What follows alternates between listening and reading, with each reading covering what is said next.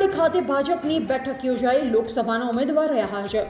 લોકસભાની ચૂંટણી જાહેર થયા બાદ બનાસકાંઠા જિલ્લામાં ભાજપ અને કોંગ્રેસ પક્ષ દ્વારા પ્રચારના શ્રી ગણેશ દેવામાં આવ્યા છે, જેમાં જિલ્લા લોકસભાના ઉમેદવાર ડોક્ટર રેખાબેન ચૌધરીની ઉપસ્થિતિમાં દિયોદર લોહાણાવાડી ખાતે ભાજપની બેઠક યોજાઈ હતી, જેમાં વિકાસની વાત કરતા જિલ્લા ભાજપ પ્રમુખ કીર્તિસિંહ વાઘેલાએ કોંગ્રેસ પર પ્રહાર કરતા જણાવેલ કે દેશમાં કોંગ્રેસને હાર દેખાય છે, એટલે તમે જુઓ છો કે કોંગ્રેસના નેતાઓ રોજે રોજ એવા નિવેદનો કરે છે જેમાં લોકોને દિલને દુભાવવાનું કામ થાય છે।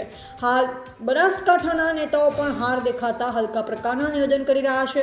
બનાસકાંઠા જિલ્લામાં કોંગ્રેસને સ્પષ્ટપણે હાર દેખાઈ રહી છે। દેખાતી હારના કારણે કોંગ્રેસના ઉમેદવાર પણ બદલાઈ શકે છે। આ બેઠકમાં દિયોદર ધારાસભ્ય કેસાજી ચૌહાણ સહિતના ભાજપના કાર્યકરો હાજર રહ્યા હતા। રિપોર્ટર કલ્પેશ બારોટ, દિયોદર।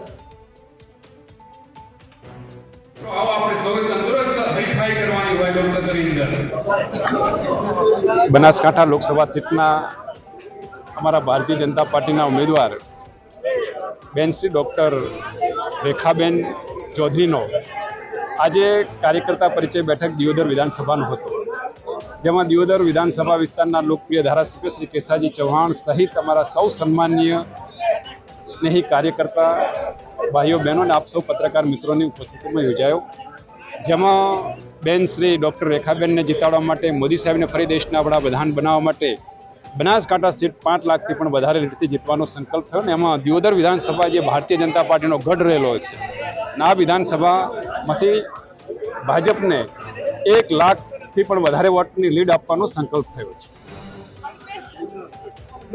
સમગ્ર ભારત દેશમાં મોદી સાહેબની વિકાસની રાજનીતિમાં સમગ્ર દેશ જે રીતે રંગે રંગાયો છે અને દેશમાં મોદી સાહેબ ત્રીજી વખત વડાપ્રધાન બને એ માટે સમગ્ર દેશની જનતા 400થી પણ વધારે સીટો પર જલવંત વિજય આપવા માટે આતુર છે। એ જ રીતે ગુજરાતમાં ગુજરાતના પનોતા પુત્ર મોદી સાહેબ હોય, ગુજરાતની પ્રજાનો પ્રેમ મોદી સાહેબ પર રહેલો છે। 26 લોકસભા સીટ જીતવાની ને એમાં બનાસકાંઠા 5 લાખથી પણ વધારે વોટથી જીતાય એ પ્રકારનું વાતાવરણ જ્યારે બનાસકાંઠામાં થયું છે, ત્યારે કોંગ્રેસ પાર્ટી જ્યારે એને હાર દેખાય છે તો કોંગ્રેસ પાર્ટી હારમાં હતાશ હોય છે, હારમાં એ કોમામાં જાય છે અને અત્યારે હું માનું છું કે કોંગ્રેસ પાર્ટી કોમામાં છે। કદાચ એમને જે રીતે હાર દેખાય છે એના કારણે જે હતાશ છે એના કારણે હોઈ શકે કે કોંગ્રેસ પાર્ટીના ઉમેદવાર બદલાઈ શકે છે।